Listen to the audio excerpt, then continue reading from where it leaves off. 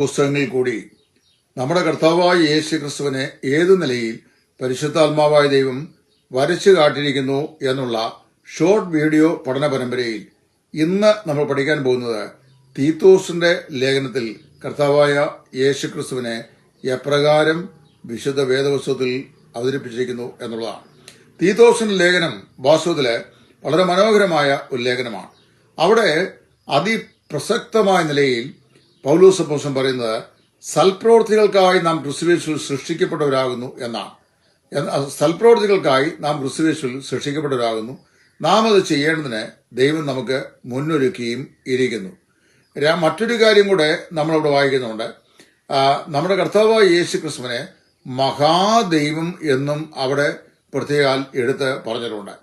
ഈ രണ്ട് പദപ്രയോഗങ്ങളെ പരസ്പരം സമന്വയിപ്പിക്കുമ്പോൾ തീത്തോസിന്റെ ലേഖനത്തിൽ ക്രിസ്തു എങ്ങനെയാണ് എന്ന് നമ്മൾ കാണുന്നു.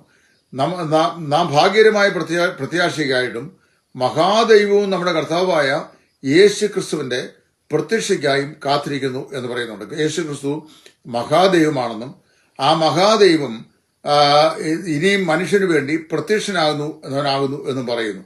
എന്നിട്ട് പറയാണ്, രക്ഷിക്കപ്പെട്ടവരായ നമ്മളെല്ലാവരും സൽപ്രവൃത്തികൾക്കായി ക്രിസ്തുയേശുവിൽ സൃഷ്ടിക്കപ്പെട്ടവരാണ്. നമ്മെ ദൈവം രൂപാന്തരപ്പെടുത്തിയത് പുതു സൃഷ്ടിയാക്കിയത് നാം സൽപ്രവൃത്തികൾ ചെയ്യുന്നതിന് വേണ്ടിയാണ്.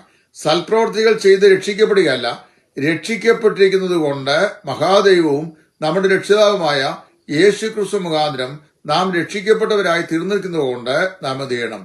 സൽപ്രവൃത്തികൾ കൊണ്ട് ദൈവത്തെ മഹത്വപ്പെടുത്തണം. അതിന്റെ ഏറ്റവും ഉത്കൃഷ്ടമായ ദൃഷ്ടാന്തമാണ് നമ്മുടെ കർത്താവായ യേശു ക്രിസ്തു. കർത്താവായ യേശു ക്രിസ്തു ചെയ്ത ഏറ്റവും വലിയ സൽപ്രവൃത്തി 150 സംഖ്യകൾ വായിക്കുമ്പോൾ ഒരു ക്രിസ്തുവിശ്വാസി എങ്ങനെയാണ് ദൈവത്തെ ആരാധിക്കേണ്ടത്, അല്ലെങ്കിൽ എന്തുകൊണ്ടാണ് അവനെ ആരാധിക്കുന്നത് പറയുന്നു. അവൻ ചെയ്ത വീര്യപ്രവൃത്തി അല്ലെങ്കിൽ സൽപ്രവൃത്തി നിമിത്തം അവനെ സ്തുതിപ്പിക്കും.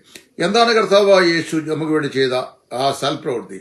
നമ്മുടെ പാപങ്ങളെ ചുമന്നുകൊണ്ട് നമ്മുടെ പകരക്കാരനായി കാൽവറിലെ ക്രൂശിലേക്ക് കയറിപ്പോയി 2 കള്ളന്മാർ നടുവിൽ നമുക്ക് വേണ്ടി കുറ്റമില്ലാത്ത ദൈവത്തിന്റെ പുത്രൻ, പാപമില്ലാത്ത ദൈവത്തിന്റെ പുത്രൻ നമുക്ക് വേണ്ടി തന്നെത്താൻ പാപമാക്കിക്കൊണ്ട് ക്രൂശിന്മേൽ കയറി അവന്റെ മരണത്താൽ നമുക്ക് സൗഖ്യം പകർന്നു തന്നിരിക്കുന്നു.